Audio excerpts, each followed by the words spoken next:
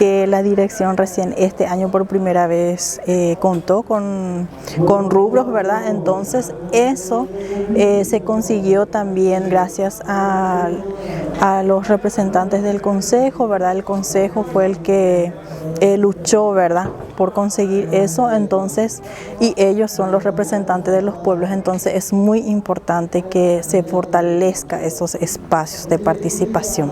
Finalmente, ¿qué implica, digamos, como mujer llegar a un cargo tan importante siendo indígena y encabezar, digamos, una educación para los pueblos indígenas de nuestro país? Y es algo muy importante y este caminar mío en la docencia me fortaleció mucho como docente, como mujer, como indígena, y gracias a eso yo soy el resultado del esfuerzo de los docentes indígenas y no indígenas. Yo me formé en escuelas indígenas en mi comunidad, la mayoría de mis docentes fueron indígenas, son indígenas y que no tenían, algunos no tenían esa formación, ¿verdad? Recién entrando en el sistema educativo pudieron formarse.